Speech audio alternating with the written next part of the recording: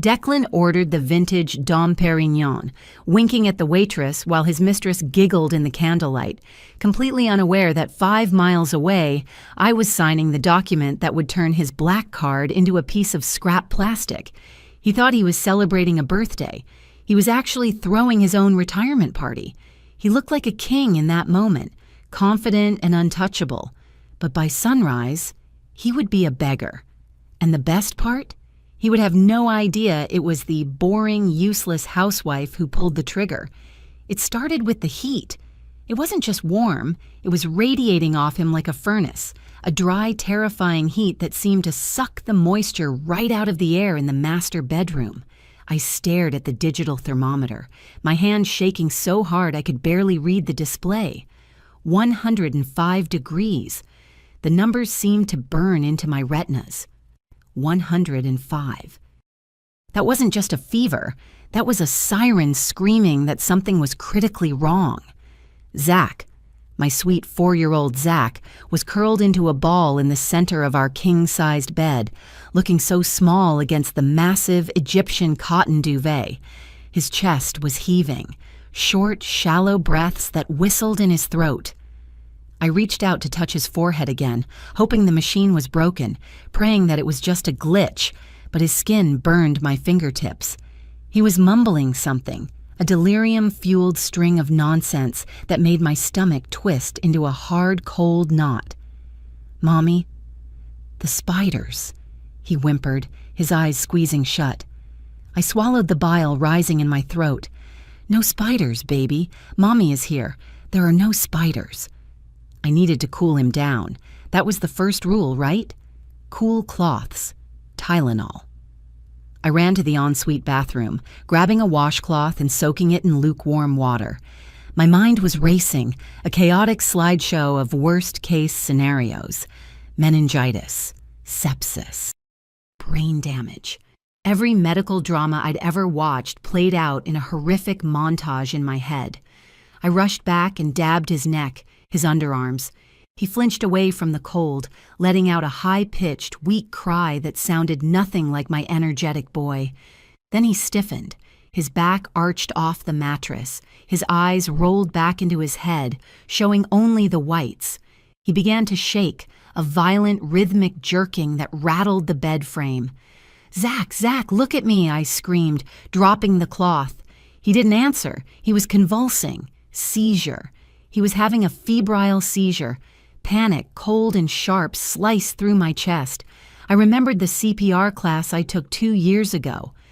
Turn them on their side, clear the airway, don't put anything in the mouth. I grabbed his shoulders, my grip slipping on his sweat-soaked pajamas, and hauled him onto his left side. I watched the second hand on the wall clock ticking. 5 seconds. 10 seconds. It felt like hours. It felt like the world had stopped spinning and the only thing that existed was the terrifying sound of my son choking on his own air. I needed Declan. I couldn't do this alone. I was the fragile one, remember? That's what he always told me. "Audrey, you panic too easily. Audrey, you need a man to handle the crises." I snatched my phone from the nightstand. It was 2 a.m. He was at that merger meeting, the one he'd been stressing about for weeks, the make-or-break deal with the European investors. I dialed his number. It rang and rang and rang. "Pick up. Please, God, pick up. Your son is dying." The voicemail clicked on, his smooth, confident voice telling me to leave a message. I hung up and dialed again immediately. The lightning outside flashed, illuminating the room in a stark, ghostly white, followed instantly by a crack of thunder that shook the window panes. Zach jolted in my arms, a fresh wave of tremors seizing his small body. "Come on, Declan," I whispered, tears blurring my vision. "Pick up the damn phone." On the third try, the ringing stopped. The call connected. "Audrey?" His voice was tight, low, laced with that familiar tone of suppressed irritation he used whenever I interrupted him during business hours. "Declan, you have to come home," I sobbed, the words tumbling out over each other. "It's Zach. He's at 105. The fever won't break. He's shaking, Declan. He's having a seizure. I think he's dying. There was a pause. I expected to hear the sound of a chair scraping back, keys jingling, him telling me he was on his way. I expected the father of my child to panic. Instead, I heard a sigh, a heavy, long-suffering exhale that hit my ear like a physical slap. "Audrey, honestly," he said, his voice dropping to a whisper. "We talked about this. He just had a cold last month. You always assume the worst. Are you sure the thermometer is even working? You know you bought that cheap brand."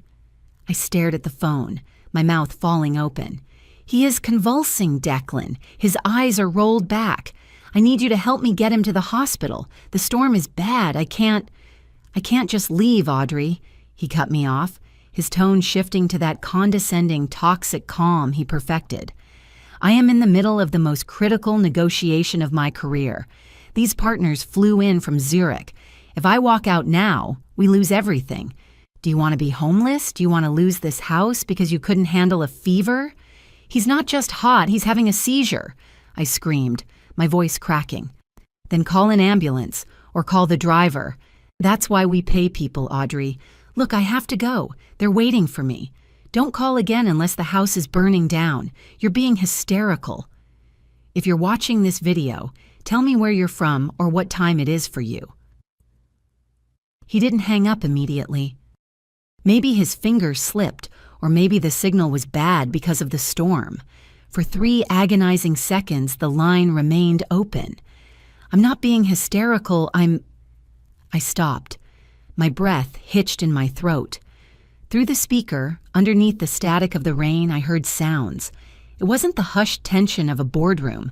It wasn't the shuffling of legal documents or the clinking of water pitchers.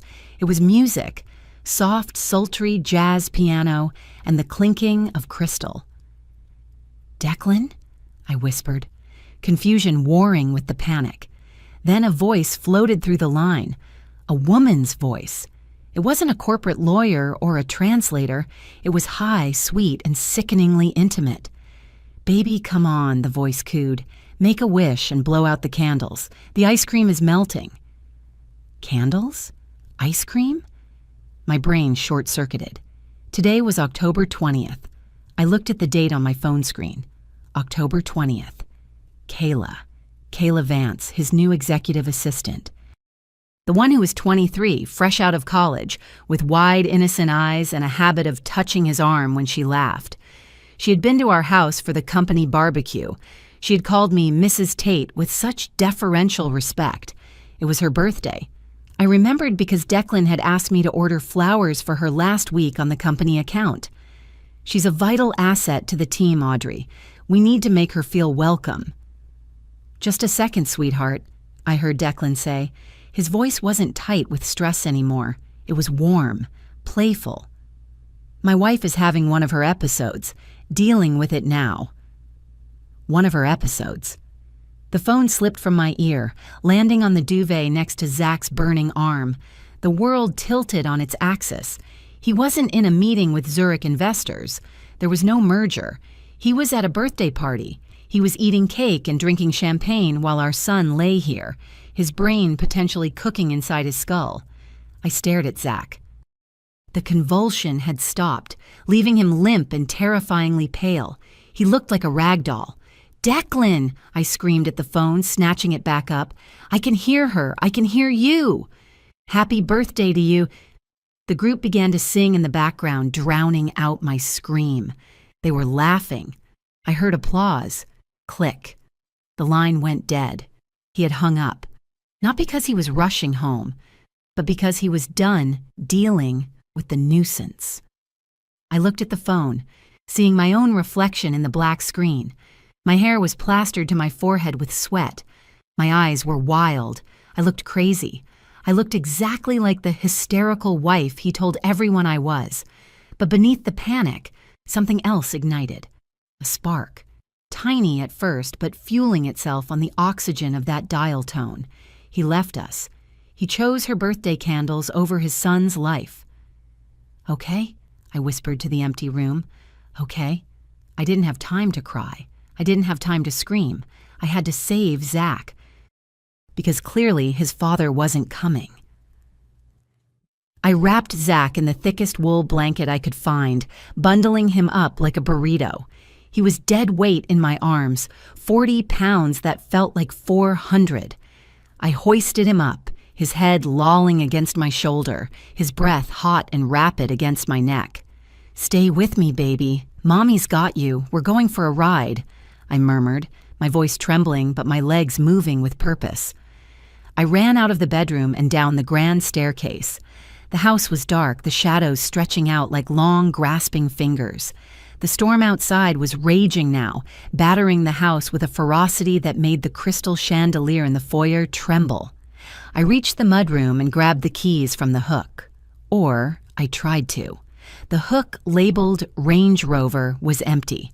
My stomach dropped.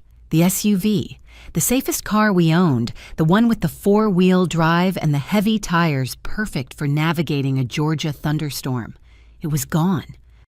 Of course it was gone. Declan had taken it.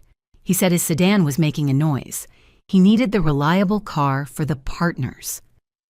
He took the family car to take his mistress out on a date. "Fine," I hissed through my teeth. "I'll take the Porsche. My Porsche Cayenne, the one he bought me for our anniversary last year, or rather, the one he let me drive, since everything was in his name." I grabbed the spare key from the bowl and kicked open the door to the garage. I hit the button for the overhead lights. The fluorescent tubes flickered to life, illuminating the 3-car garage. The space where the Porsche should have been was empty. I froze. I blinked, thinking I was hallucinating from the stress. But no. The concrete floor was bare, save for a few oil stains. Then I remembered. Yesterday. "Audrey, babe, the Porsche needs its service. The brakes were squeaking. I had Otis take it into the shop. You won't need it for a few days, right? You never go anywhere anyway." I had nodded.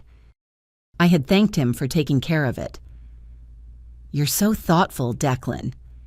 He hadn't taken it to the shop. Otis, our driver, had driven it. Or maybe Declan had taken both cars.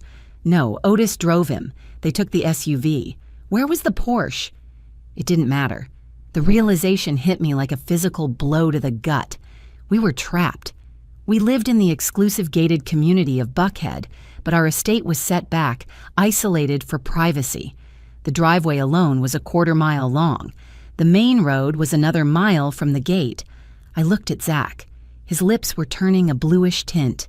"No, no, no," I whimpered. I tapped the Uber app on my phone with shaking fingers. Searching for drivers. The little wheel spun and spun. No cars available. Due to severe weather conditions, ride services are currently suspended in your area.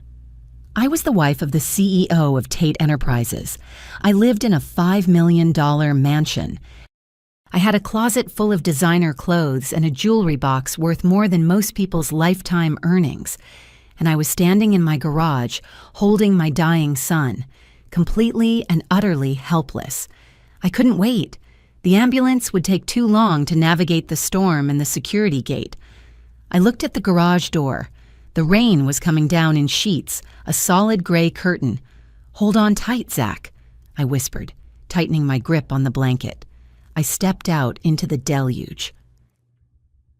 The wind hit us instantly, a physical force that nearly knocked me backward. It wasn't just rain, it was a torrential assault. Within 3 seconds, my silk pajamas were soaked through, clinging to my skin like icy cellophane.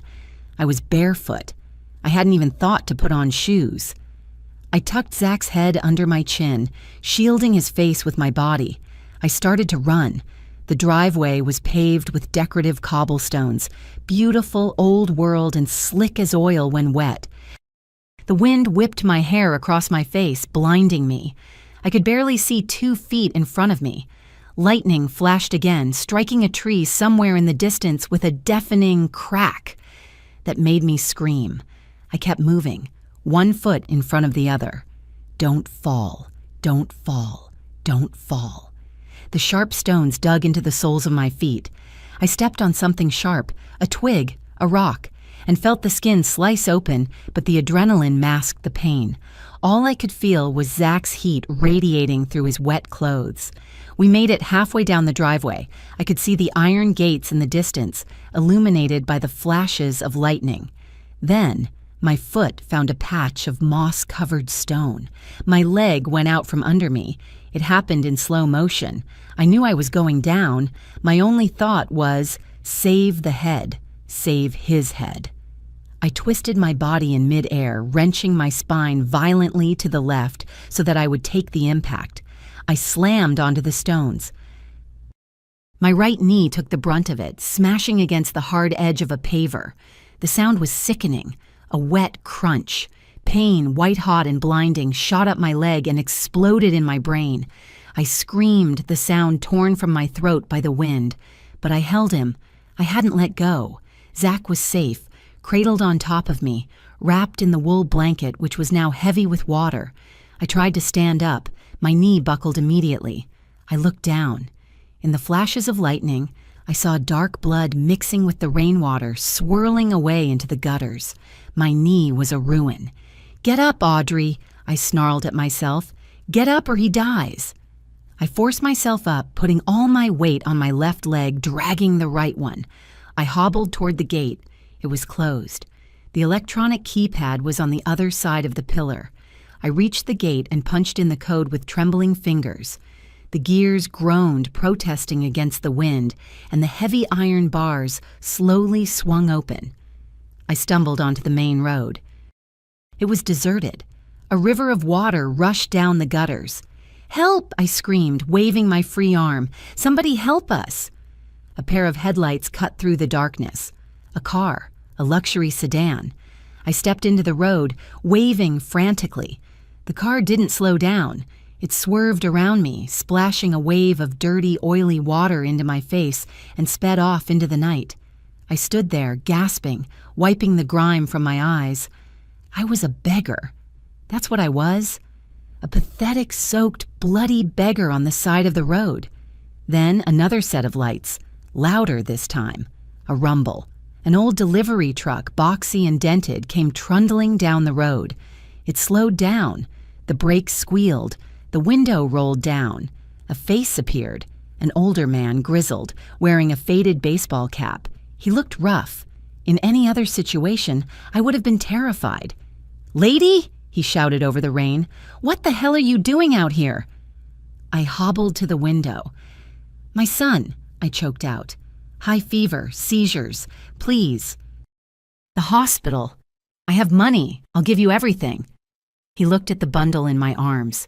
He looked at the blood running down my leg. He didn't ask for money. He didn't ask who I was. "Get in," he barked, unlocking the door. I climbed up into the high cab. The heater was blasting. It smelled of stale coffee and old cigarettes, but it was the warmest, safest place I had ever been. "Providence General," I said, shivering so hard my teeth clacked together. "Hold on," he said. He stomped on the gas. The old truck roared like a beast and tore off toward the city. Providence General Hospital was a fortress of fluorescent light. The automatic doors slid open, and the rush of antiseptic air hit me, stinging my raw throat. I ran, limped rapidly, toward the intake desk, leaving a trail of muddy water and blood on the pristine linoleum floor. People stared. I caught a glimpse of myself in the glass partition. I looked like a swamp creature. My silk pajamas were ruined, transparent and clinging to my body. My hair was a rat's nest. My knee was a gory mess. "Help him!" I slammed my hand on the counter. "My son is unresponsive. He had a seizure." The triage nurse, a woman with stern glasses and a perfectly pressed uniform, looked up from her computer. She didn't look concerned. She looked annoyed. She scanned me from head to toe, her eyes lingering on my bare, bleeding feet. "Name?" she asked, her fingers hovering over the keyboard. "Zachary Tate. He's 4. Fever 105. He has pneumonia history. Please, get a doctor." "We need to fill out the forms first, ma'am. Sit down." "I am not sitting down," I screamed. "He is dying." My volume drew the attention of a passing doctor, a young resident. He looked at Zach, saw the color of his skin, and immediately signaled a gurney. "Get him back here now," the doctor ordered. 2 nurses rushed over. They took Zach from my arms. The loss of his weight made me stagger. I tried to follow them past the double doors. "Ma'am, you can't go back there yet," the triage nurse said, stepping in front of me. She shoved a clipboard into my chest. "We need insurance, consent to treat, medical history." I watched the door swing shut, swallowing my son. The red light above the door flashed, "Do not enter." I collapsed into a plastic chair. My adrenaline was fading, replaced by a cold, shaking shock. I grabbed the pen, my hand trembling so badly I could barely form letters. Patient name, Zachary Tate. Date of birth, June 12th, 2019. "Where is the father?" the nurse asked. She was standing over me, looking down her nose. "Usually, we need both parents' signatures for invasive procedures if they are listed." I stopped writing.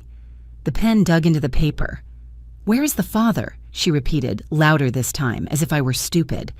"It's 2 a.m. Did he drop you off? Is he parking the car?" I looked up at her.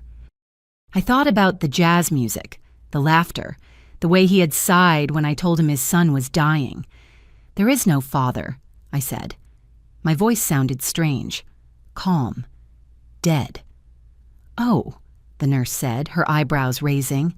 She glanced at my ring finger, where the 3-carat diamond usually sat. I wasn't wearing it. I had taken it off to put lotion on Zach earlier and left it on the nightstand. "I see. Single mother?" "Widowed," I said. The lie tasted like ash, but it also tasted like freedom. "My husband is dead," I clarified, staring straight into her eyes until she flinched and looked away. "He died tonight." They stabilized him. The doctor came out 40 minutes later. He told me Zach was in the ICU. They had pumped him with fluids and anticonvulsants. The fever was down to 101. It was severe pneumonia that had spiked suddenly. If I had waited another hour— He didn't finish the sentence. He didn't have to. I sat in the waiting room. It was empty except for a man sleeping across the aisle. I was shivering in my wet clothes, but I didn't feel the cold anymore. I felt something else, a hard, crystalline clarity. I pulled out my phone. The screen was cracked from the fall, a spider web of glass over the display. I needed to see it. I needed to know I wasn't crazy. Maybe I had hallucinated the voice. Maybe I was the hysterical wife. I opened Instagram. I didn't have to search. It was right there on my Explore page. The algorithm knew who I stalked. Caleb Official. Posted 15 minutes ago. Location: the St. Regis, Atlanta. Penthouse suite. The photo was artfully blurry, the kind of candid shot that takes 20 tries to get right. It was a close-up of 2 hands intertwined on a white tablecloth. Her hand was manicured, perfect pink nails wrapped around a flute of champagne. His hand, broad, tanned, with the scar on the thumb from a skiing accident 3 years ago, was holding hers. But it was the wrist that made my vision tunnel. On his wrist sat a Patek Philippe Grand Complications 5270, rose gold, perpetual calendar. I stared at the watch. I knew every millimeter of that watch. I had flown to Geneva 4 months ago to pick it up. I had spent 6 months of my own trust fund savings, money my father had given me before the estrangement, to buy it for him as a congratulations gift for the CEO promotion. I zoomed in on the photo. The resolution was high enough. I could see the engraving on the side of the case, just barely visible. "Forever yours." The caption read, "Best birthday surprise ever. Thank you for ignoring the world to be with me. You make me feel like a queen. My love, Balint, birthday girl, soulmate." Ignoring the world. That meant ignoring me, ignoring his son, ignoring the calls for help. He wasn't working. He wasn't saving the company. He was sitting in a hotel suite 5 miles away, holding hands with a girl young enough to be his daughter, wearing a $200,000 watch I bought him, while I scrubbed mud and blood off my skin in a public hospital bathroom. I didn't cry. The tears had stopped. I looked at the time. 3:15 a.m. I tapped the screen and took a screenshot. Click. I saved it to a folder named Receipts. Then I opened my banking app. Then I opened the Notes app. I started a list. 1. Call Dad. Call Mason. Kill Declan Tate. Not literally. No, that would be too easy. I wanted him to live. I wanted him to live long enough to see his empire turn to dust. I wanted him to feel the exact helplessness I felt in that garage. I looked up at the ceiling, at the harsh fluorescent lights. "You want a single mother?" I whispered to the empty room. "You got one." I stared at the contact name on my cracked screen. Father. It sat there, heavy and accusing, a digital tombstone marking the relationship I had murdered 5 years ago. My thumb hovered over the green call button, trembling so violently that I almost dropped the phone again. The hallway of the hospital was quiet now, the chaotic rhythm of the ER replaced by the steady, suffocating hum of the ventilation system. I felt nauseous, not from the pain in my knee, which had settled into a dull, throbbing ache, but from the crushing weight of my own pride. I had told him he was wrong. I had stood in his mahogany-paneled study, chin high, and told Lawrence Sinclair, the iron chairman of Sinclair Holdings, that he was a cynical old man who didn't understand love. I told him Declan was different. I told him I didn't need his money, his protection, or his skepticism. I walked out, changed my number, and hadn't heard his voice since the day I said, "I do." If I call him, I'm admitting defeat. I'm admitting that the love of my life was exactly the fraud he said he was. I closed my eyes, leaning my head back against the cold wall. I pictured Zach in that hospital bed, tubes snaking out of his small, pale arms.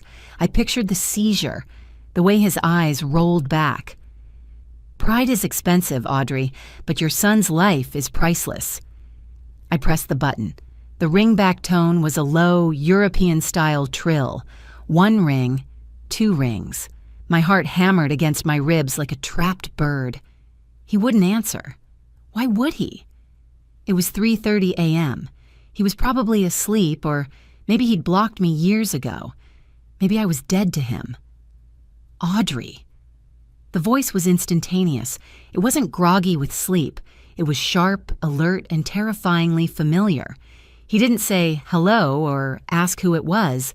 He just said my name, like he had been sitting by the phone for 5 years waiting for it to ring. My throat constricted. I tried to speak, but a sob caught in my chest, turning into a ragged, pathetic gasp. I clamped my hand over my mouth, trying to stifle the sound, trying to be the strong Sinclair daughter he raised, but the dam broke. "Daddy," I whispered, the words scraping my raw throat. I was wrong. Silence on the other end, a silence so loud it rang in my ears. I braced myself for the "I told you so."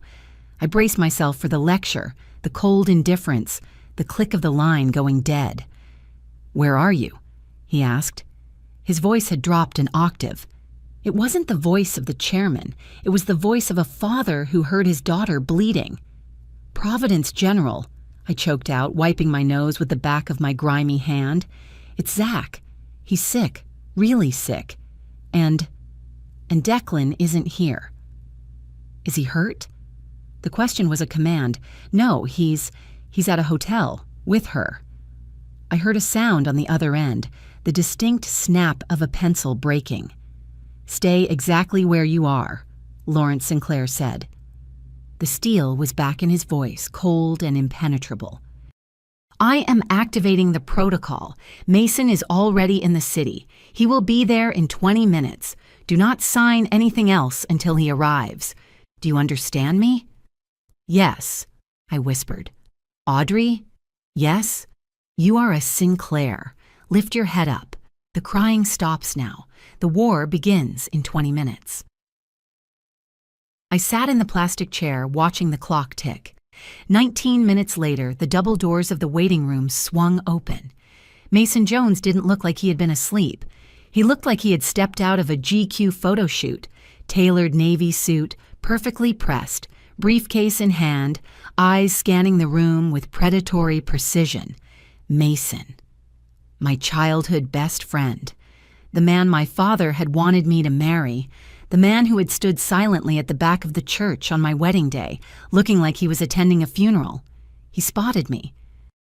His professional mask slipped for a fraction of a second, revealing a flash of pure, unadulterated horror as he took in my appearance. The muddy pajamas, the bloody knee, the hollow eyes. He crossed the room in 3 strides and knelt in front of me. He didn't hug me. He knew I would shatter if he did. Instead, he opened his briefcase and pulled out a bottle of water and a packet of antiseptic wipes. "Drink," he said softly. "Then we clean that knee." "I don't have time to clean my knee, Mason," I said, my voice raspy. "I need to kill him, legally. I need to bury him." Mason looked at me. He stopped unscrewing the water cap. He saw the look in my eyes, the cold, dead stare that had replaced the tears. He nodded slowly, a dark satisfaction settling over his features. "Good," he said. "I've been drafting these documents in my head for 5 years." He pulled a thick stack of papers from the leather bag. "I need you to focus, Audrey. This isn't going to be magic. We can't just wave a wand. We have to trigger the spousal risk clause in the original Tate Enterprises charter." "The what?" I frowned, rubbing my temples. "I never signed a charter." "No, he did," Mason corrected, pulling out a pen. "Remember when you gave him the seed money from your trust to start the company? You insisted he use your father's corporate template because it was cheaper than hiring a lawyer? You thought you were being helpful." I nodded slowly. I remembered. I had handed Declan the USB drive with the standard Sinclair Incorporation bylaws. He had laughed, called it old school, and signed it without reading the fine print. "Section 8, paragraph 4, Mason tapped the paper. "The moral turpitude and risk clause. It states that if the CEO engages in conduct that grossly endangers the financial stability or reputation of the primary investor, that's you, the investor has the right to freeze all liquid assets immediately pending a board review." "But he hasn't endangered the finances," I argued, playing devil's advocate. "He's just a cheater. That's not a financial crime." He abandoned a dependent in a life-threatening emergency to misappropriate company funds for personal entertainment, Mason said, his voice flat. "That watch you saw? I checked the company credit card logs on the way here. He charged the client dinner to Tate Enterprises, $5,000 at the St. Regis. That is embezzlement and abandonment." He handed me the pen. "You have to sign this, Audrey, and once you sign it, there is no going back. You are bankrupting the father of your child. You are humiliating him publicly. You are starting a fire that will burn down everything you built with him." I looked at the paper.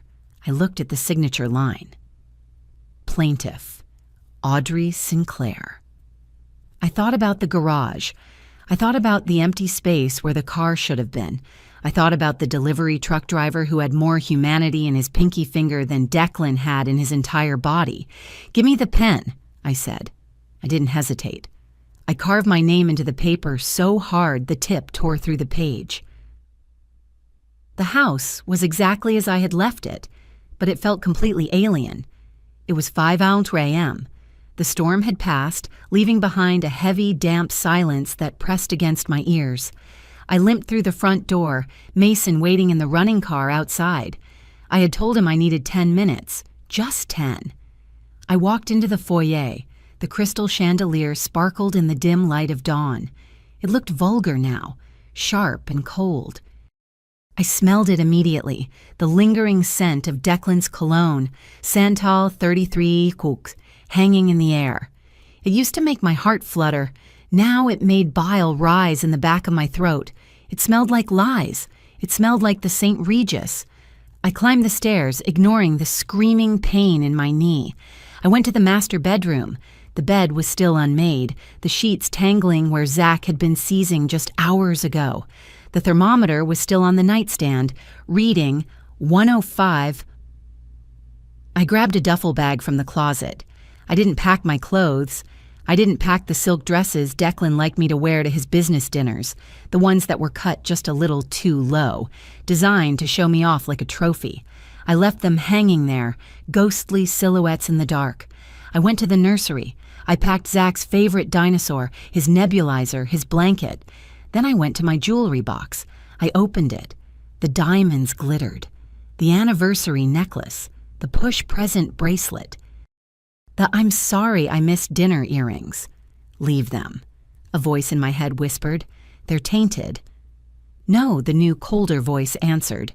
Take them. They're assets. They're ammo.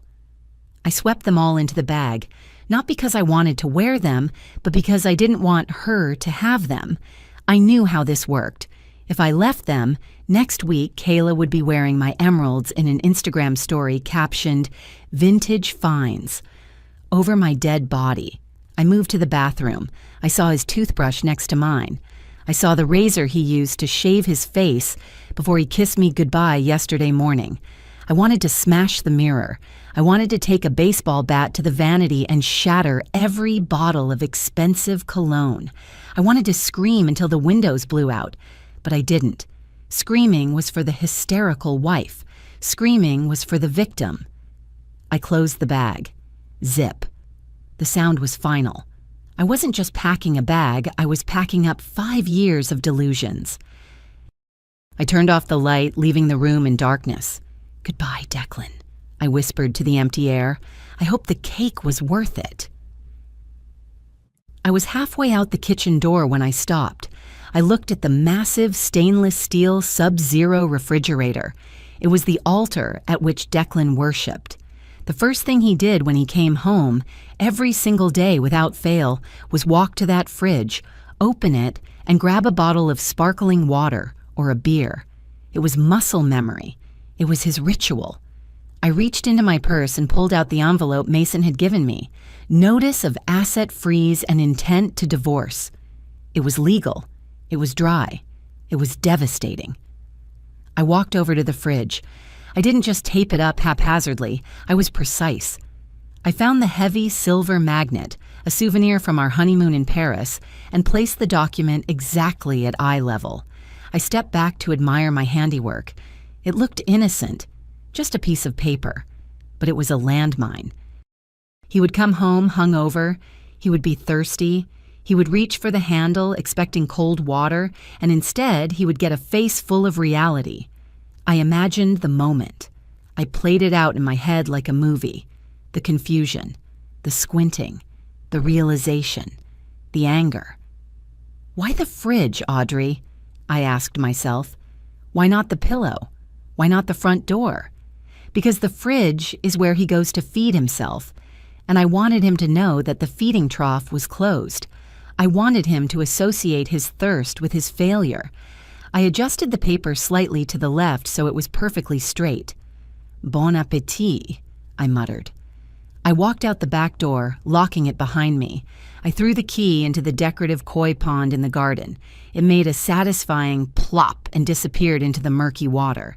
Let him call a locksmith. Let him break a window. He wasn't getting in easily. Not anymore.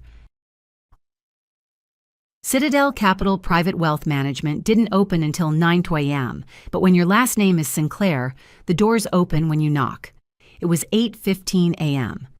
I sat in the mahogany chair across from Mr. Henderson. The office smelled of old money and leather polish. It was quiet save for the furious typing of Henderson's assistant in the outer room. "Miss Sinclair," Henderson said, sweating slightly despite the aggressive air conditioning. He wiped his bald head with a handkerchief. "You understand that a level 1 freeze is extreme? It will lock the corporate payroll. It will bounce vendor checks. It will essentially paralyze Tate Enterprises within the hour." He was trying to be benevolent. He was giving me the fragile little lady look. "Are you sure, honey? You might regret this when you calm down." "I am aware of the consequences, Mr. Henderson," I said. My voice was steady, surprising even me. I am the primary signatory on the initial capital agreement. You have the documents my lawyer sent over? I do, but... He hesitated. Mr. Tate is a valued client. Perhaps a phone call first, to clarify? Mr. Henderson, I leaned forward. The pain in my knee flared, sharpening my focus. If you make a phone call to Declan Tate, I will move the entire Sinclair family portfolio to J.P. Morgan by noon.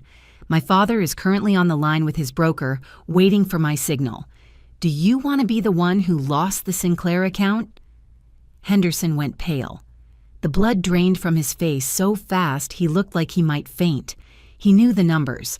My father's account alone was worth more than this entire branch's quarterly target. That won't be necessary, he stammered. He turned to his computer. He pulled up the interface. It wasn't a big red button. It was a series of drop-down menus and checkboxes.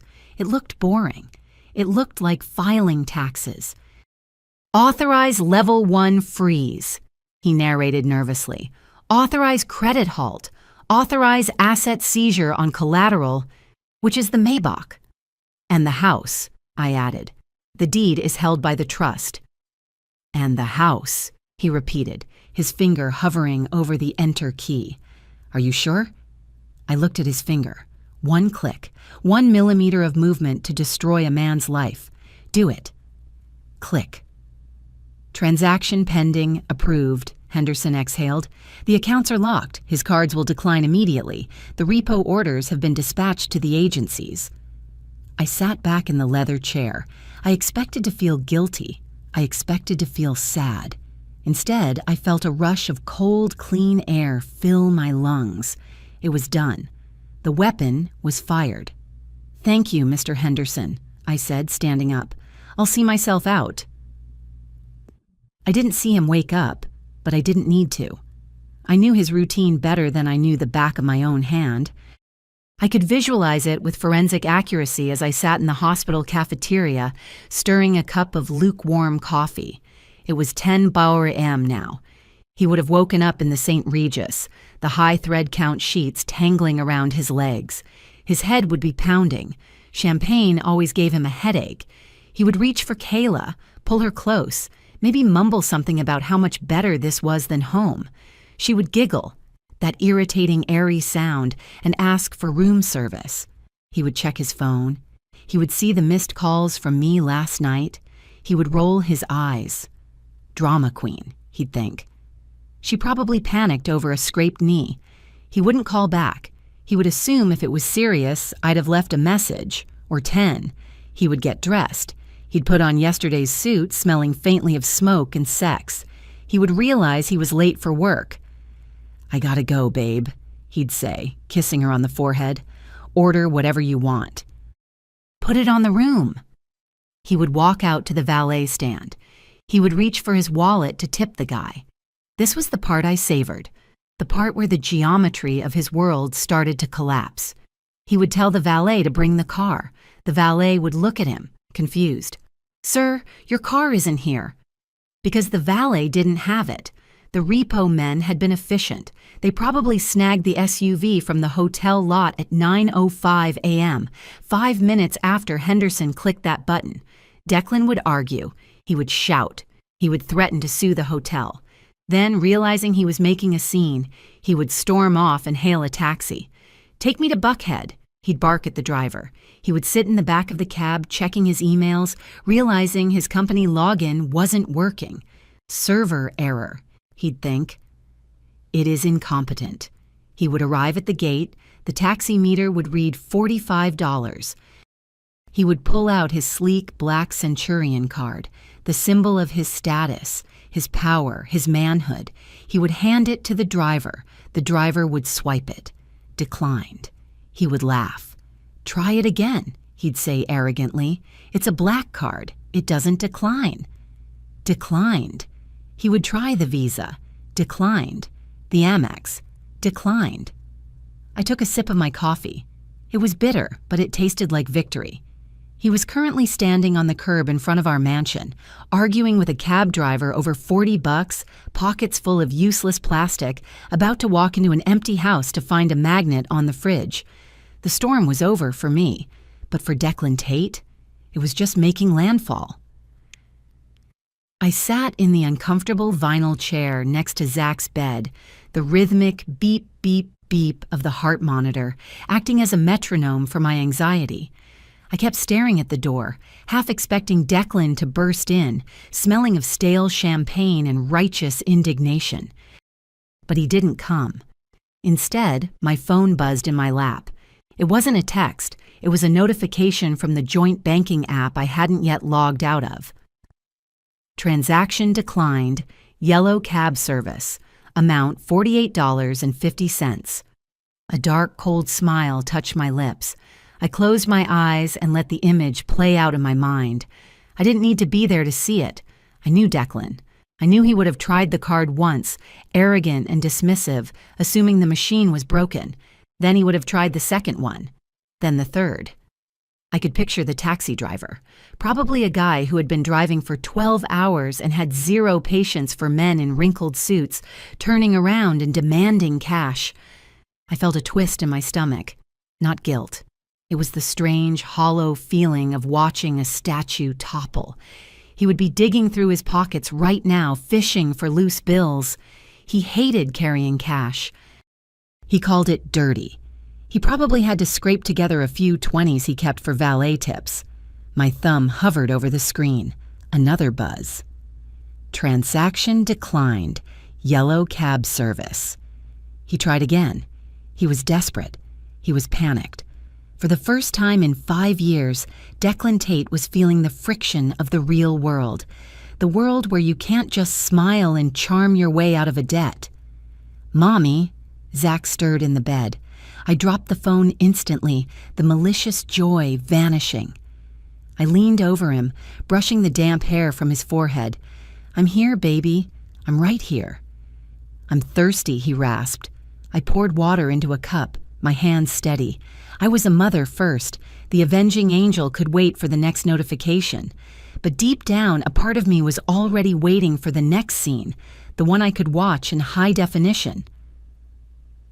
30 minutes later, the notification I was waiting for arrived. Motion detected. Kitchen camera. I opened the app.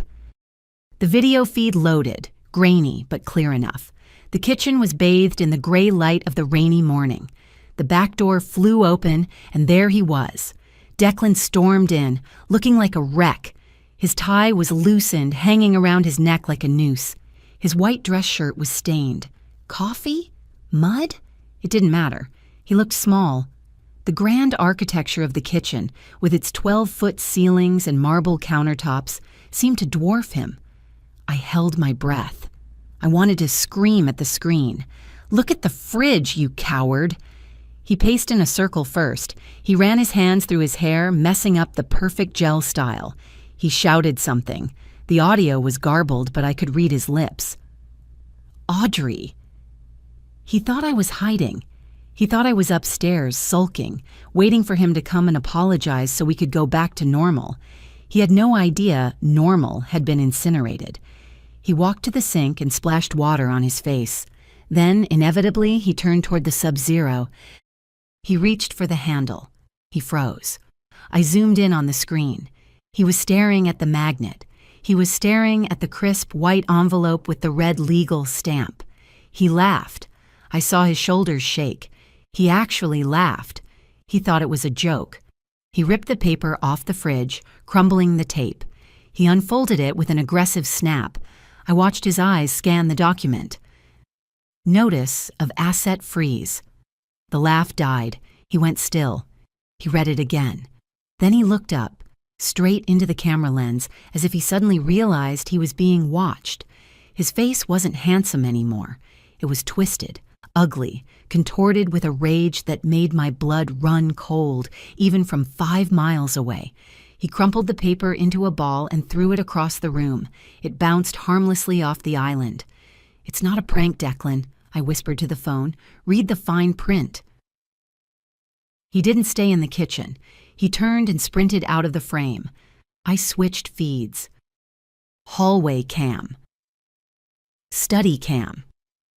I didn't have a camera inside the study. He had insisted on client privacy, but I had one pointing at the door.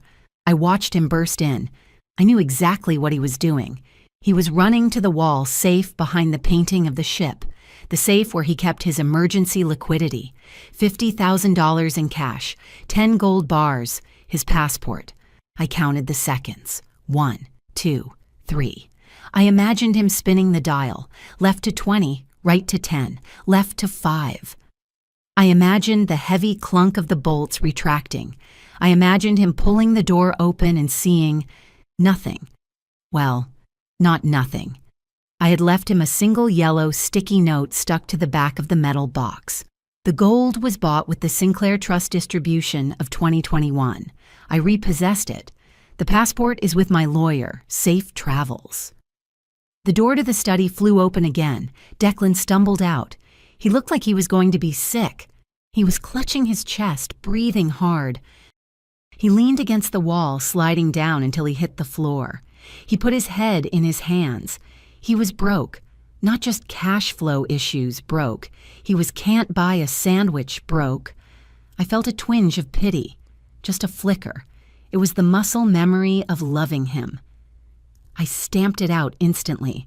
I remembered the jazz music. I remembered the happy birthday song while my son convulsed. "Get up!" I hissed at the screen. "Don't you dare give up yet. I haven't even started." He must have found some cash, maybe in the couch cushions, maybe he stole it from Zach's piggy bank, because an hour later, my phone rang. It was Linda, the CFO of Tate Enterprises, a good woman, a woman who had warned me 3 years ago that Declan was spending aggressively, and I had ignored her. "Ms. Sinclair," she whispered. She sounded terrified. "He's here." "I know, Linda. Is he in his office?" "He's tearing the place apart," she said. "He tried to log into the corporate accounts. When he saw the Frozen by Citadel Capital banner, he threw his laptop through the glass partition. He's screaming that it's a glitch. He's firing everyone. He fired the IT director. He fired me." "You're not fired, Linda. You work for the board, and as the majority shareholder, I'm telling you to stay put." "He's demanding we call the bank," Linda continued, her voice trembling. "He wants to know why Citadel Capital is attacking him. He says he doesn't even know who runs Citadel." I paused. This was the moment. The secret I had kept for 5 years. The shell company I created to fund his ego without bruising it. "Tell him," I said. "Tell him what?" "Tell him to look at the incorporation documents for Citadel. Tell him to look at the signature on the bottom of the funding agreement." "But that's your signature, Miss Sinclair." "Exactly. Tell him to read it." I heard a crash in the background on her end. Declan was roaring. "I have to go," Linda squeaked. "He's coming this way." The line went dead. I put the phone down. He knew now, or he would know in about 30 seconds. He would know that the mysterious investor he had been trying to impress for years, the entity he feared and respected, was the wife he left at home to wash his socks. I knew he would come. It was the only move he had left. When money fails, bullies turn to emotional manipulation, and the ultimate leverage was Zach. I stood in the lobby of the VIP wing of Providence General. I wasn't wearing my pajamas anymore. Mason had brought me a suit, a black, sharp, terrifyingly expensive suit that armor-plated my body. My hair was pulled back. My knee was wrapped. I stood tall, leaning slightly on a cane Mason had provided. 2 men stood in front of me, Petrov and Davis, Sinclair Family Security. They were the size of vending machines and had about as much sense of humor. The automatic doors slid open. Declan ran in. He was sweating profusely. His eyes were wild, darting around the lobby until they landed on me. He stopped. He looked at the suit. He looked at the cane. He looked at the bodyguards. "Audrey," he panted, taking a step forward. "Audrey, baby, what is going on? Linda is saying crazy things. The bank is saying crazy things. We need to talk." He tried to smile. It was a grotesque, fractured thing. "I know you're upset about last night. I messed up. I know. But you can't just... You can't bankrupt the company, Audrey. That's our future. That's Zach's future. He said his name. He dared to say his name. Stop, I said. My voice wasn't loud, but it cut through the lobby noise like a razor. I'm here to see my son, he said, puffing his chest out, trying to regain some authority. You can't keep me from him. I have rights. I'm his father. He stepped toward the elevators. Petrov moved. One step. He blocked the path completely. Step aside, Declan barked. Do you know who I am? Mr. Tate, Petrov said. His voice was a deep rumble. We have strict instructions from Ms. Sinclair. No unauthorized visitors. I am not a visitor. I am the father. Declan tried to push past. It was pathetic. Petrov didn't even budge. He just placed a massive hand on Declan's chest and shoved, gently but firmly. Declan stumbled back, nearly tripping over his own feet. Miss Sinclair? Declan looked at me, confusion clouding his panic. Why are they calling you that? Because that's my name, Declan, I said, stepping forward. Audrey Sinclair, daughter of Lawrence Sinclair, the woman who bought your watch, the woman who bought your company, the woman who bought your reputation. He stared at me. The gears were turning. The realization was hitting him like a freight train. You lied to me, he whispered. You said you were estranged. You said you were just a housewife? I finished for him. I was, until last night.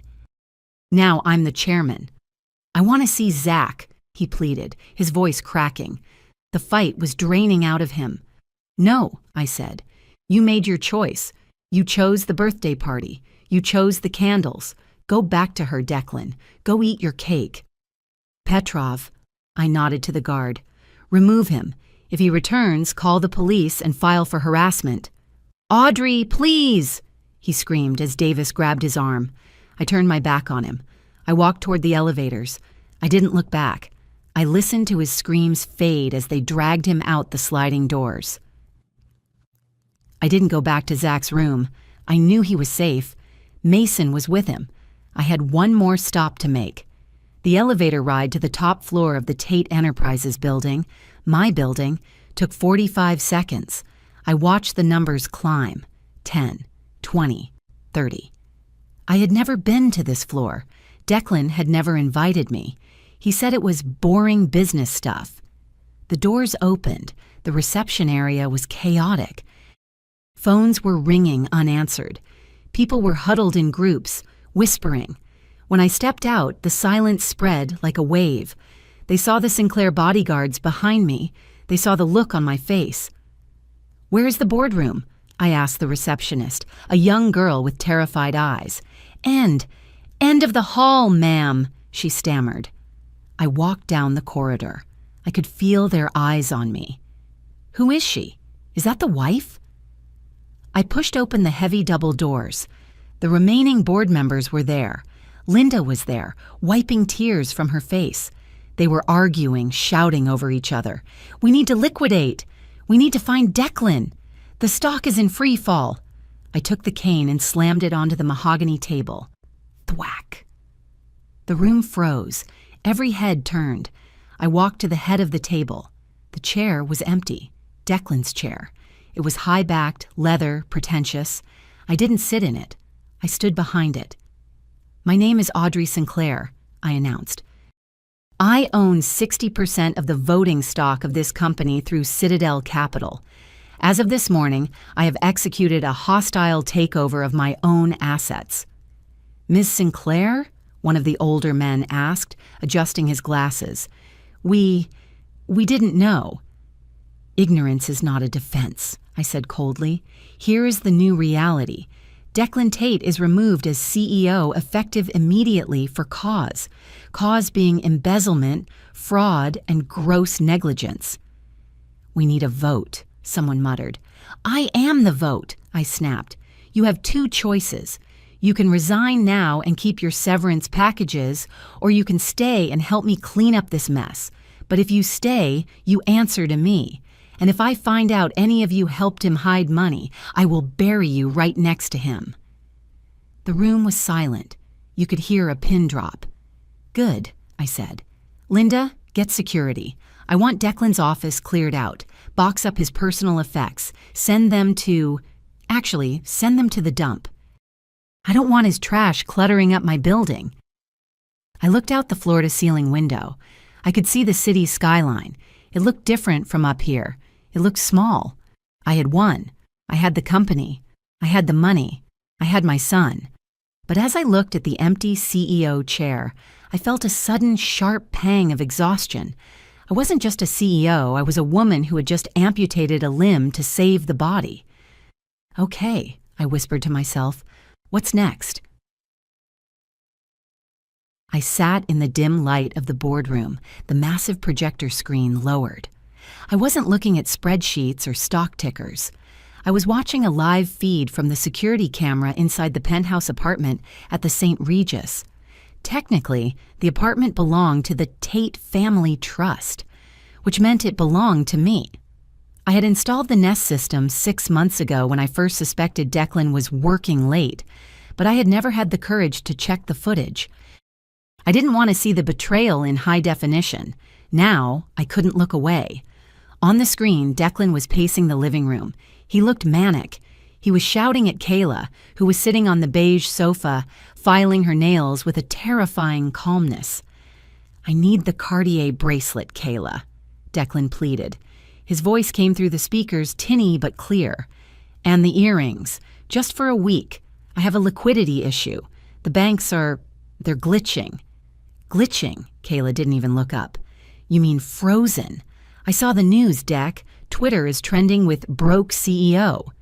It's a misunderstanding, he roared, slamming his hand on the coffee table. Audrey is having a mental breakdown. She locked the accounts. I need cash to hire a lawyer to fix this. Give me the jewelry. I bought it for you. I watched Kayla stand up. She wasn't the sweet, doe-eyed girl anymore. She was a shark who smelled blood in the water. You gave them to me, she said, her voice dripping with toxic sweetness. Gifts are legally the property of the recipient. Besides, honey, you look so stressed. Maybe you should go home and rest. You're not making sense. Internal reaction. I gripped the edge of the mahogany table. God, she was good. She used his own weapon against him. Gaslighting. You look stressed. You're imagining things. It was exactly what he had done to me for 5 years whenever I asked about the credit card bills. Watching him receive a dose of his own poison should have felt good. Instead, it just made me feel cold. They deserved each other. I am not leaving until I get that bracelet. Declan lunged toward her. Kayla shrieked, backing away. Don't touch me, I'll call the police. Call them. Tell them your boyfriend wants his property back. I looked down at my iPad. I had the Smart Home app open. I was logged in as admin. I saw the controls for the Sonos sound system installed in every room of the penthouse. Now, I thought, let's add a soundtrack to this breakup. I selected a file from my evidence folder.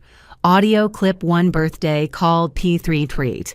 I set the volume to 100%. I pressed play. On the projector screen, the room exploded with sound. My voice, desperate and terrified, boomed from the ceiling speakers. Declan, please, his fever is 105. He's dying. Declan froze. He looked up at the ceiling, eyes wide, spinning in a circle. What? What the hell? Then came his voice, cool and dismissive. I'm in a crucial meeting. Don't call again. And then the kicker. The sound of Kayla giggling. Happy birthday to you. In the apartment, the color drained from Kayla's face. She looked at the speakers, then at Declan. It was like a ghost had walked into the room. The audio loop played again, louder. Happy birthday to you. While a child screamed in the background. Turn it off, Declan screamed, grabbing a vase and hurling it at the wall. Audrey, I know you're doing this. Stop it. He knew. Finally, he understood the scope of my reach. I wasn't just in the house. I was in the walls. I was in the wiring. I was the ghost in the machine. Kayla grabbed her purse. You're sick, she hissed at him. "You let your kid almost die to eat cake? Get away from me." She ran out the door. Declan collapsed onto the sofa, covering his ears as the recording played for a third time. He didn't give up. I underestimated his desperation. A rat, when cornered, doesn't just bite. It calls for backup. 2 hours later, my phone blew up. Notifications from Facebook, Instagram, TikTok. Declan Tate is live. I clicked the link.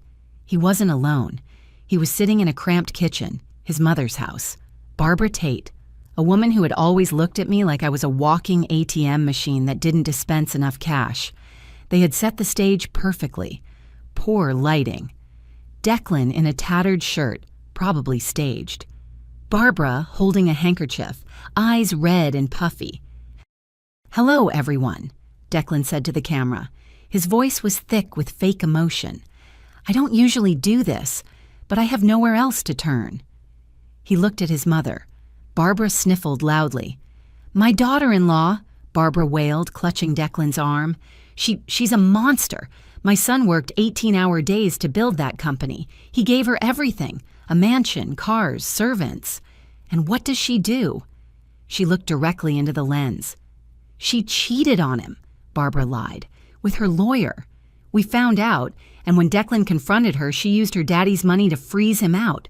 She stole my grandson. She won't let us see little Zach. She left my son on the street without a penny to buy food." I stared at the screen. My heart hammered against my ribs. Cheating? Me? I hadn't looked at another man in 5 years. I spent my nights reading bedtime stories and organizing Declan's tax receipts.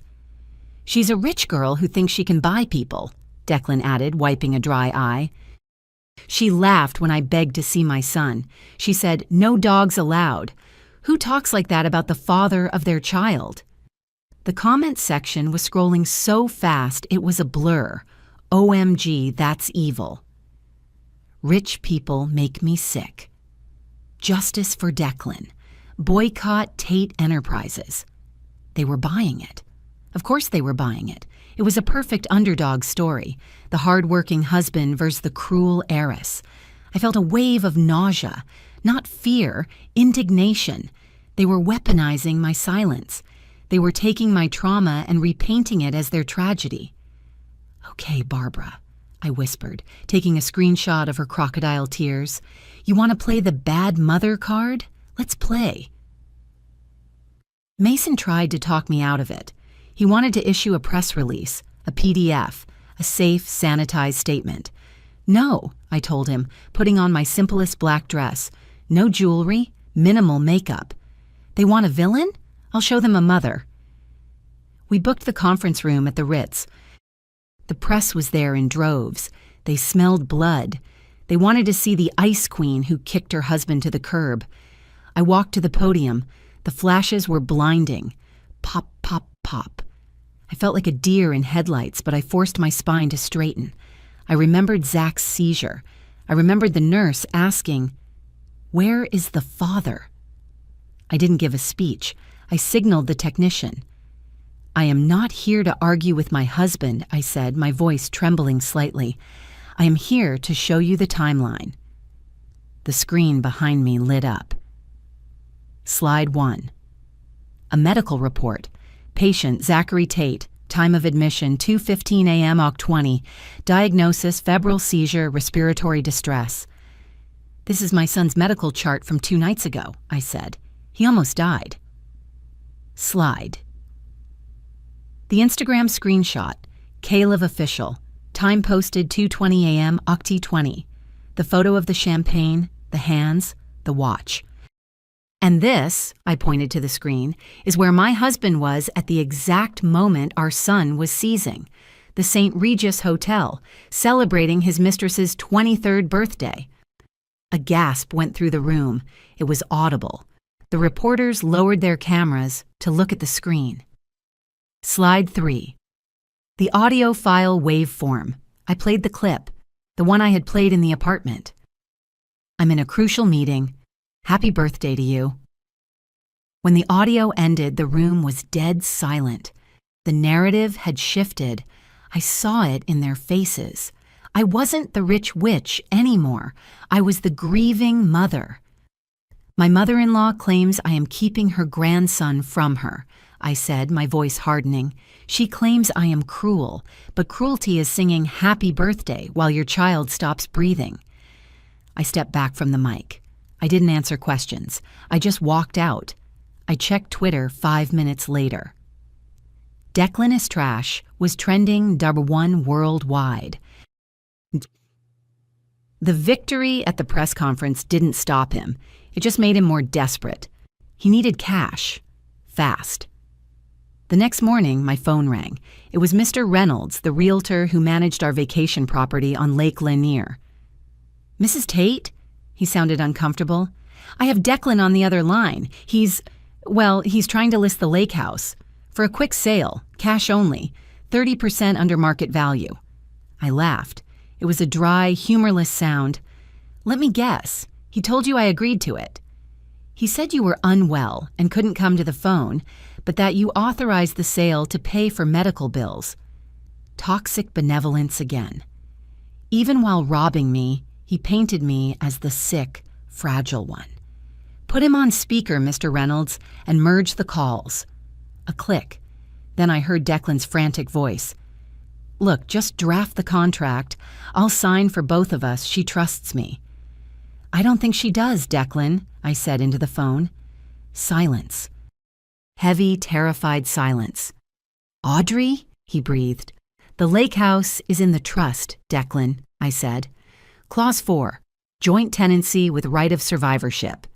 You can't sell a single brick without my wet signature, and my hand is currently very busy holding the pen that signed your eviction notice.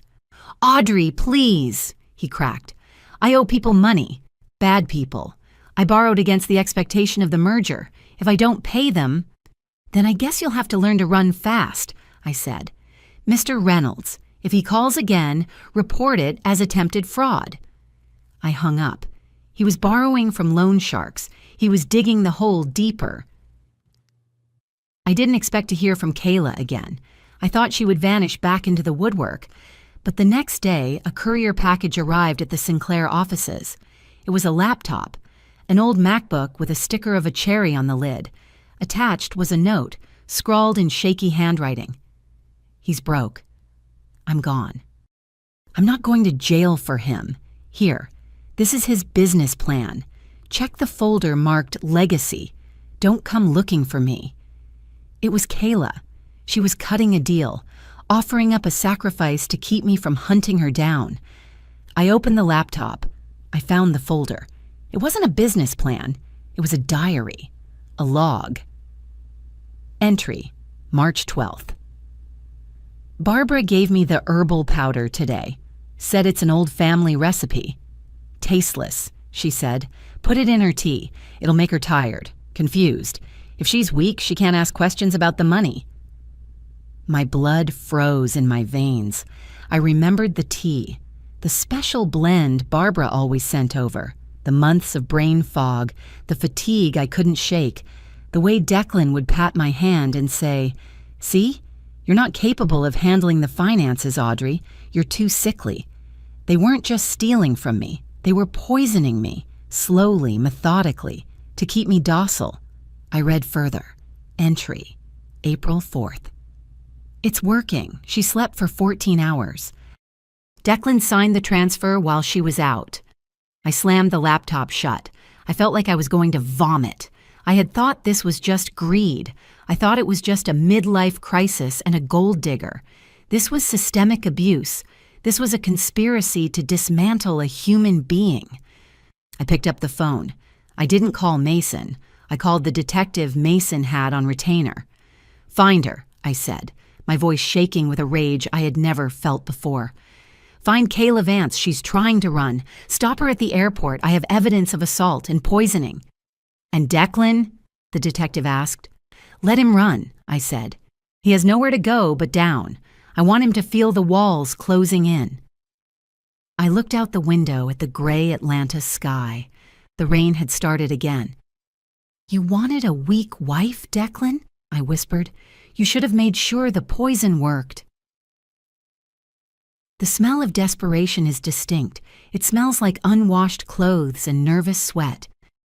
Declan reeked of it. I wasn't there when he arrived at the gates of St. Jude's Academy, Zach's new private school, but I saw the security footage later. He looked like a specter. He was wearing a hoodie pulled low, prowling the perimeter fence like a wolf looking for a gap in the sheep pen. It was 3:00 p.m., dismissal time. Zach walked out in a line of children, holding his teacher's hand. He looked happy.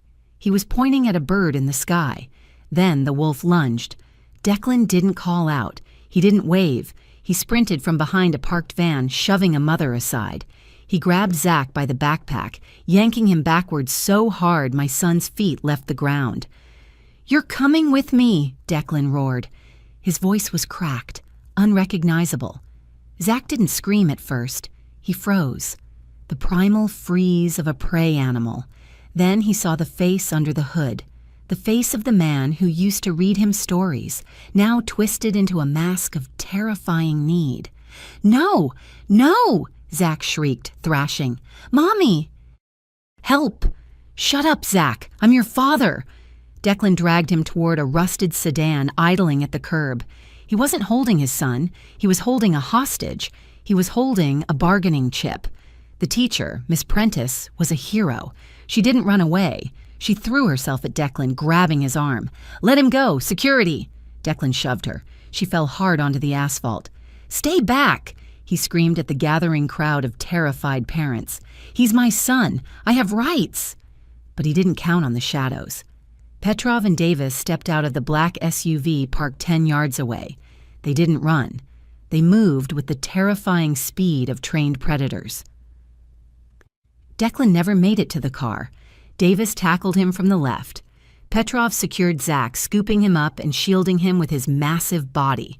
I arrived 30 seconds later. My car screeched to a halt. I didn't wait for the driver to open the door. I jumped out, running toward the pile of bodies on the sidewalk. Zach was sobbing in Petrov's arms. "Daddy is scary. Daddy is hurting me." That sound, my son's terror directed at his own father, snapped the last thread of hesitation in my soul. Declan was pinned to the ground, handcuffs already clicking into place thanks to the school's resource officer. He was spitting blood. He looked up and saw me. "Audrey!" he screamed, his face pressed against the concrete. Tell them I'm his father. I just wanted to see him." I walked over to him. My heels clicked on the pavement. I stood over him, looking down. I didn't see the man I married. I saw a stranger, a dangerous, pathetic stranger. "You aren't a father," I said, my voice shaking with a cold, white-hot rage. "A father protects. You attack." "I needed him," he sobbed. "I needed to show them I have custody. It's the only way to get the money released." "Money," I whispered. It was always about the money. I knelt down, getting close enough that he could smell my perfume. The expensive kind he used to say was a waste of funds. "You dragged him," I hissed. "You bruised his arm. You terrified him." I stood up. I looked at the officer. "Take him," I said, "and add kidnapping to the list. I want him buried under the jail." As they shoved him into the squad car, the parents watched in silence. The hard-working victim narrative died right there on the sidewalk, strangled by the image of a weeping child. The divorce hearing was anticlimactic. There was no shouting. There was just the dry rustle of paper. Declan sat at the defendant's table wearing an orange jumpsuit. He looked small, defeated. His court-appointed lawyer looked bored. Mason stood up. He looked like a gladiator in a three-piece suit. "Your Honor," Mason said, placing a single document on the judge's bench. "Before we discuss asset division, I would like to submit Exhibit A into evidence." Declan frowned. "What is that?" he whispered to his lawyer. "The prenuptial agreement," Mason announced, "signed May 14th, 5 years ago, validated by a notary public." "I never signed a prenup," Declan shouted, standing up. "She said we didn't need one. She said it was unromantic." "Sit down, Mr. Tate," the judge barked. Mason turned to Declan, a pitying smile on his lips. You signed it at your bachelor party, Declan. Remember? You were celebrating. You thought you were signing the marriage license application. You bragged about not reading it because you were the boss. I watched the memory hit him. The haze of whiskey, the laughter, the stack of papers I had handed him, saying, "Just paperwork for the license, babe. Sign here, here, and here." I had played the long game. I had protected myself before the first drop of poison was ever brewed. Clause 7, Mason read. In the event of infidelity or criminal conduct, the signing party forfeits all claims to marital assets and agrees to a full assumption of marital debt. The gavel banged. Divorce granted, the judge said. Sole custody to Ms. Sinclair. Mr. Tate is ordered to repay the $1.5 million misappropriated from the company. Case closed. Declan slumped in his chair. He didn't just lose the war. He found out he had surrendered before the first shot was fired. He made bail.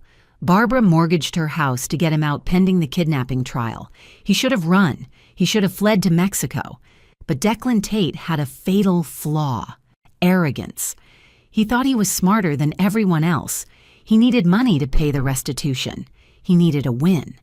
So when Mr. Rousseau, a European venture capitalist, approached him at a dive bar, Declan bit the hook. I listened to the recording from the wire Mr. Rousseau, actually an actor named Gary, was wearing. "I have a new algorithm," Declan slurred, desperate. "It predicts market trends. I just need seed money, $5 million. "I like it," Gary said, his French accent impeccable. "I will give you $10 million, but my partners require a good faith deposit. To show you are serious, 100,000. 100,000. Declan didn't have it, but he knew who did. The loan sharks he had been dodging. He went to them. He promised them double the money back in 48 hours. "The wire is coming," he lied. $10 million. I just need the bridge loan. They gave it to him, but they warned him. "If you miss the deadline, we don't take a late fee. We take a finger." Declan wired the money to the account Mr. Rousseau provided. He sat by his phone for 2 days, waiting for the $10 million. The phone never rang. Mr. Rousseau vanished. The website for the investment firm 40 Ford. He had been scammed by the same method he used on his customers for years. Overpromise, take the cash, disappear. The deadline passed. Declan was hiding in his old office. He had kept a spare key and snuck in at night to sleep on the floor. It was the only place he felt safe. He was wrong. The door kicked open. It wasn't security. It was 3 men with neck tattoos and baseball bats. I wasn't there. I didn't see it. But the police report described the scene as brutal. They broke his ribs. They broke his nose. They took his shoes. They left him bleeding on the carpet of the office he used to rule. He crawled. He dragged himself to the secret panel in the wall, the one safe place left. He had hidden a stash of diamonds there years ago. For a rainy day. It was pouring rain now. He pried the panel open with bloody fingers. Empty. And a note. Not from me. From Kayla. "Thanks for the spare key, babe. I needed a severance package. Good luck with the wife." She had looted him. The mistress he sacrificed his son for had picked the bones clean before the vultures even arrived. Declan laughed. A wet, gurgling sound. He lay on the floor, surrounded by the ghosts of his ego, and realized he was truly, finally, alone. 3 days later. It was raining again. The kind of cold, miserable rain that soaks into your marrow. I was leaving the estate in the back of the Rolls-Royce. Zach was next to me, playing on his iPad, safe and warm. "Mom, look," Zach pointed out the window. "There's a bum." I looked. A man was kneeling by the iron gates. He was wearing dirty clothes. His face was swollen and purple. He was shivering violently. He saw the car. He lunged toward it, grabbing the bars of the gate. "Audrey!" he screamed. His voice was a rasp. "Audrey, please help me. They're going to kill me. I have nowhere to go." I signaled Otis to stop the car. I rolled down the window just an inch. Declan fell to his knees. "I'm sorry," he sobbed. "I was wrong. I love you. Please, just let me in the guest house. I'll do anything." I looked at him. I looked at the man who had called me useless, the man who had poisoned my tea, the man who had ignored my dying son to blow out candles. I felt nothing. No hate. No love. Just the indifference you feel for a bug on the windshield. "Otis," I said softly. "Yes, Ms. Sinclair." "Roll up the window. Don't let the trash dirty our view." The glass slid up, sealing out his screams. The car accelerated, splashing a wave of muddy water over him. I turned to Zach. "Do you want to get ice cream, baby?" "Yeah!" Zach cheered. I didn't look back. The trial of the State versus Declan Tate was the most watched broadcast in Georgia history. The jury deliberated for less than an hour. The verdicts. Declan Tate. Guilty on counts of kidnapping, embezzlement, and grand larceny. Sentenced to 25 years in federal prison without parole. Barbara Tate. Guilty of aggravated assault, poisoning. Sentenced to 10 years in a psychiatric facility. Kayla Vance. Arrested at the border. Plea deal accepted. 5 years for conspiracy in exchange for testifying against Declan. The aftermath. I stood on the balcony of the new beach house in Martha's Vineyard. The sun was setting, painting the sky in hues of violet and gold. The air smelled of salt and freedom. Inside, I could hear Zach laughing. He was playing chess with Mason. "Checkmate," Zach shouted. "You got me again, kid," Mason chuckled. I smiled. My phone buzzed. A blocked number. I knew who it was. It was the collect call from the state penitentiary. Declan used his one call every week to ring me. He never spoke. He just breathed on the line, waiting for me to say something, to acknowledge him. I looked at the phone. I pressed block caller. I walked back inside, closing the glass door behind me. The wind outside could howl all it wanted. In here, it was warm. In here, we were safe. "Who's hungry?" I asked. "Me." Zach ran into my arms. I lifted him up, spinning him around. He wasn't heavy anymore. He was light. He was everything. The storm was over. The sun was out. And the view was perfect. If this story resonated with you, leave a like and consider subscribing. You can also drop any comment below, even just one word. Maybe tell me where you're watching from, or what time it is right now. Sometimes one word is enough to say you were here.